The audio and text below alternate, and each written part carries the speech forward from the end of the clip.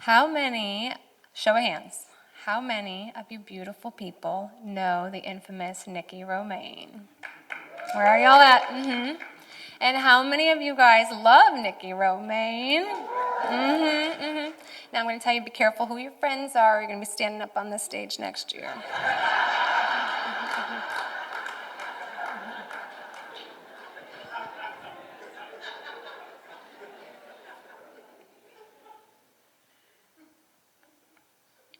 Okay. Where'd I go? So I was meeting Nikki here at Art Inc. one day in 2021, and she asked if I would be a part of this amazing women's event. That's what she said, and right off the bat, obviously I said no. So all of you guys that know her and love her also know she does not accept no very easily. So this year she didn't ask. She just confirmed my participation on March 4th. So lo and behold, here I am. I remember standing outside the doors and just asking, what would I even talk about? What would I connect with people on? She suggested how I met my husband. Now, folks, there's no cliffhanger here. We are all aware of what happens when a good-looking guy and a no-strings-attached kind of girl meet in a bar and bond over tequila. Now, I'll never kiss and tell, but a year later, that handsome fella orchestrated a magic show for the school I was teaching in, ultimately with the grand finale being my then boyfriend appearing out of the PE equipment closet, getting down on one knee, and magically becoming my fiancé.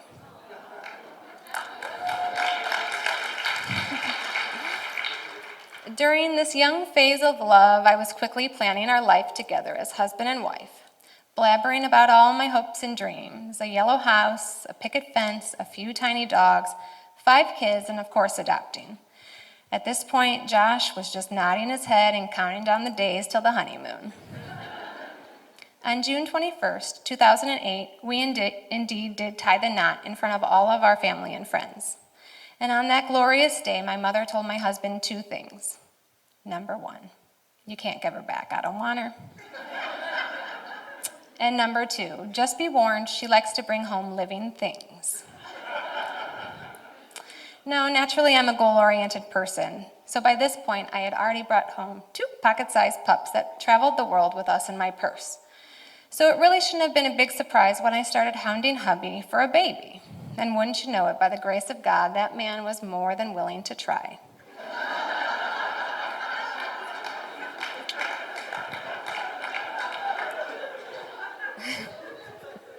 Turns out my mom was right about the birds and the bees, because in April of 2011, we welcomed a healthy baby boy, Miles Parker Kentosh. And who would have thought, after 9 long months of growing that tiny human, gaining stretch marks, losing bladder control, he popped out looking exactly like my husband. But in all fairness, I could check a box off my list, Mom.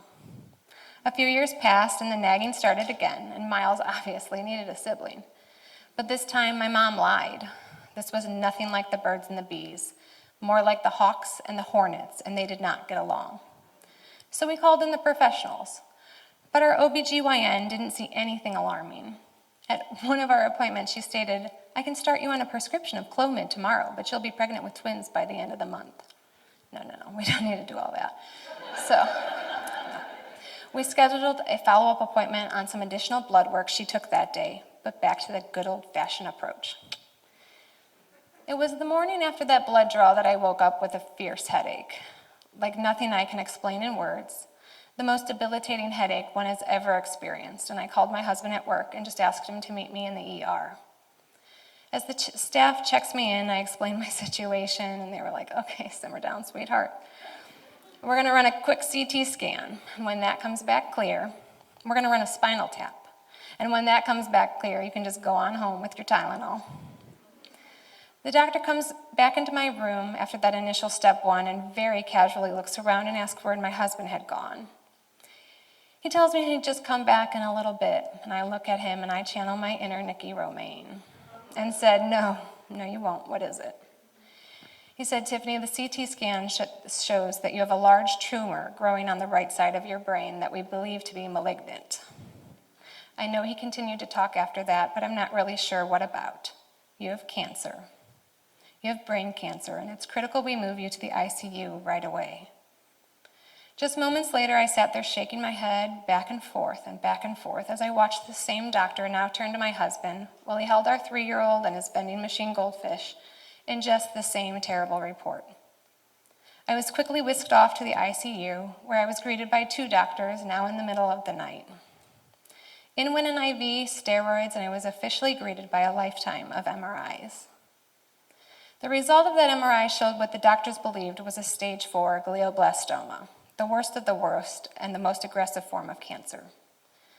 Now, ladies, I have 2 pieces of advice for you if you're looking to shake up your love life a little bit. Number 1, don't get cancer. And number 2, try to avoid your parents moving in with you at all costs. While their presence may not have spiced things up in the bedroom, they were more than a comforting face. That same night, my parents took off from Cleveland, Ohio, and drove the 6 hours to our home in Washington, D.C., with not a whole lot more than a change of underwear and their dog. They had officially moved in, and we really could not have done it all without them. They met me in the ICU and simply set my cherished baby blanket down on my hospital bed, and my mom greeted me with, "I think you're going to need this." Very quickly followed by, "Tiff, it's time to put your big girl panties on." Now, this phrase, "it's time to put your big girl panties on," was common amongst our household growing up. In the past, she typically said it when high school started too early or when she gave me really challenging tasks like emptying the dishwasher. Today, however, this phrase had a heavy new meaning, and I knew it. I had a bit of fight on my hands if I didn't want to be buried in those panties. Through the night, the doctors feverishly tried to gather more information on the tumor, who I later named Wally. He was described to me as the size of a large walnut, and best guess was that he had been taking up unwanted residency in my brain for the last year. The sun rose, and a group of doctors came to round on their new patient. The attending doctor started asking me the basic interview-like questions and how I managed to snatch up an ICU bed overnight. After the medical recap was given to the group, I was asked a few fluffier questions, like if I had any children. I replied yes and boasted about my miles. There was one female in this crowd of white coats, and I'm going out on a limb here to say she must have been new. This new doctor had tears running down her face, and as soon as we locked eyes, she immediately excused herself. That's when the shock kind of simmered and reality started to sink in. She was the first of all of us to show any emotion, and it was that raw and unexpected emotion from an educated and trained to be composed stranger that I was able to connect the dots here. This was bad. This was really bad. My prognosis was 3 to 6 months. 2 weeks later, I was sitting in a pre-op appointment with Dr. Michael Lim at Johns Hopkins Hospital, and my doctor was verbally reading through the risks of what could happen during the craniotomy he was performing in the morning. I'm going to go ahead and recap that list for you. Problems with speech, memory, muscle weakness, balance, vision, coordination, and other functions. Blood clot, bleeding in the brain, seizures, stroke, coma, infection in the brain, wound, skull, brain swelling, the need for more surgery, paralysis, or ultimately death. Now you know shit's real bad when you turn to the doc and you're like, "Yep, sign me up." I remember waking up momentarily in the surgery room amongst the commotion, and I opened my eyes very briefly and saw Dr. Lim looking at me through the bright lights. And my first words were, "You have no idea how happy I am to see you." And very calmly and confidently, he replied, "You aren't going anywhere, Tiffany." I woke up to the new me, and the damage was done. The new me continued to live in the cancer fog. I have a skull that was put back together with enough metal that quite literally I set off airport detectors. I had 68 staples holding my scalp back together and one gnarly haircut. The left side of my body needed to learn how to function again, a severe facial droop, and I'd lost years of memories. Overall, I could check off a lot of Dr. Lim's boxes up there, but not that last one. Beggars can't be choosers, and so I was more than grateful to simply be alive, and I would work on the rest later. Finally, some luck. It took far longer than anticipated, but after weeks of slicing and dicing Wally up, the pathology report was in. Apparently, doctors lie too. Indeed, I did not have what they originally projected, but not a whole lot better either. My husband took the call of which the doctors divulged my new diagnosis. I have a grade 3 anaphylactic ependymoma, and don't ask me how to spell it. I turned to my husband and asked, okay, great, but what does that mean? And he replied, it means you get to live.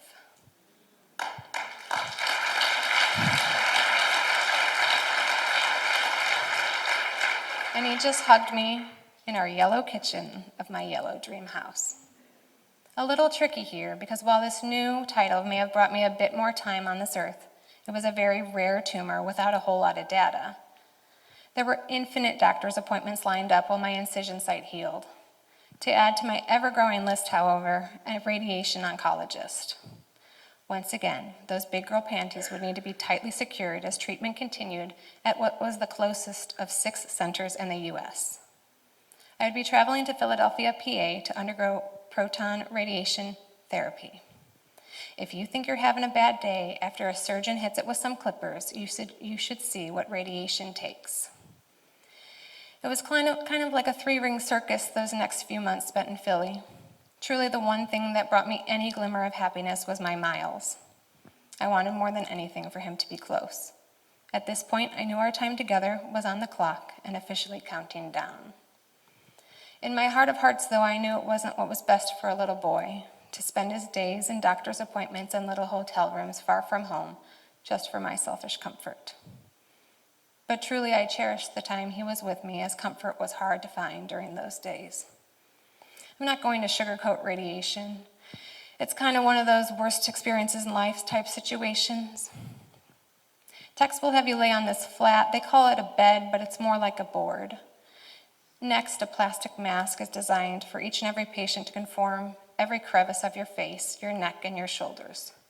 And lastly, that mask is securely fastened, making you one with a board.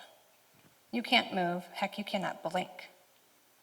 Now, there's no hand-holding here. Once you're bolted down, the techs have to leave for obvious safety reasons. Their job is to then strategically align the tumor site and those magic laser beams up perfectly, so Wally can hopefully vanish after months of daily treatment. The expectation of just laying still was only something I could conquer with a heaping dose of sedatives. The easiest way I can explain it is, your fight or flight instincts take over, and boy, did I want to run. My months that felt like years at the Children's Hospital of Philadelphia had come to a close. I was able to ring that bell, declaring to the waiting room and one very cute service dog that it was time for me to get up on out of there, and good riddance. My next scan, there was great news to be had. It's what the cancer world calls a clean scan, meaning no evidence of tumor is present, and I literally have an empty cavity in my head still. Now, I'm told the odds of Wally revisiting are good, really, really good, and probably soon. Best chances being within the first 2 years, in which you start the fight again and again, until ultimately you wave the white flag and you surrender the war. As this feel-good conversation with my doc was progressively getting more morbid by the second, I asked, okay, so now what do I do? He said, go live your life. Now, I'm not claiming to be the most intelligent person in the room that day, but isn't that contradictory to what the man told me in the beginning of all of this? My obvious step 1, a puppy. Honestly. Of course, I swore that she would be a service dog, and I would travel around to all the treatment centers to bring a little light. But between you and me, this never happened. Never. All right, a bit of honesty here. There are a few positives about having cancer. Number 1, you can play the cancer card to your benefit. No smart man is going to tell their dying wife that she can't adopt a puppy because she already has 2 at home. So welcome home, Penelope Kentosh, the cutest doodle on the block. And number 2, the cancer diet. Keto has nothing on the cancer diet. Poof, 15 pounds gone. No salads, no sit-ups, just stress. As the cancer diet is phenomenally effective, Looking in the mirror and not recognizing your skeleton reflection, without hair, an asymmetrical face that is learning how to chew and smile again is extremely difficult to swallow. No pun intended. But slowly you start to accept the new you, and things like hair and facial movement, and not all, but some of those memories that were lost with Wally's removal slowly start to sound familiar again. A bit later, I found myself in a meeting with, truthfully, the world's most renowned expert on my tumor type, Dr. Mark Gilbert. This god of the cancer world called a meeting to see if I wanted to be a part of his clinical trial at the National Institute of Health, and I know that sounds pretty swanky. Turns out the bigwigs want to follow me medically, like forever, because it just doesn't add up to why I'm still here and thriving. They referred to my tumor as cooperative and think Wally may have just accepted his walking papers after all. So as I'm signing on this dotted line to become his walking and talking science experiment, he asks if I have any questions, and I do. Can I have kids now? Because I'm missing about 4 from my dream here. He went into all the reasons, medically speaking, that it wasn't a great idea, and in short, no. With that, I kind of just blurted out, all right, we'll just adopt. And there it was again, laser beams, staring directly at me. But this time it was my husband's eyes peering into the side of my face. And in slow motion, he was like, what? Now, ladies, no matter the amount of tequila involved, it's really difficult to convince a man to have a baby when the actual act of trying is eliminated from the equation. Now, no more difficult than convincing our assigned social worker that we really should be given the opportunity to adopt, as the docs think I've got a real good shot of sticking around a while. It's easy to make light of now, but we had a lot of uncomfortable conversations unravel before ultimately choosing adoption. Not only just us, but with my medical team and adoption agencies alike. Should we, or could we, become candidates? But again, no smart man is going to turn to his wife, who's now back from the dead, and say, no, you shouldn't adopt a baby because you already have one at home. Thank God I married a smart man. He agreed, but just one more, Tiffany. So through the absolute miracle of adoption, we welcomed into our family, our hearts, and our home, our firecracker, Ford Preston Kentosh, in 2016.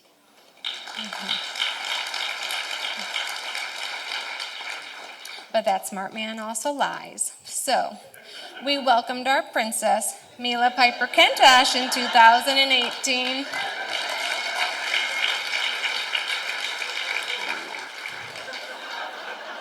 At this rate, he's just considered pathological.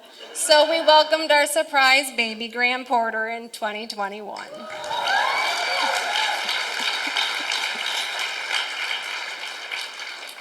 These 4 little nuggets are my equal parts, my greatest source of jubilation and my pure frustration. But it's in the moments where I've already given the extra hug, I've already read the extra book, sang that special song twice, and I really just want this kid to go to sleep, that I'm vividly reminded I almost missed this.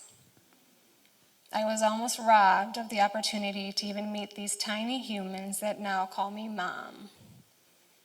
These 4 petri dishes would do just about anything for 1 more minute with me before they drift off to sleep. In turn, I promise, I will fight the good fight every damn time for 1 more minute with them. I will never think of my cancer journey as this joyous memory. In good faith, though, I wouldn't want to have lived my life without it, as this tragic year strategically placed each and every brick down my yellow brick road. I followed that yellow brick road straight to my children, and I achieved my life's dream. My rainbows, after one hell of a storm. There truly is no place like home.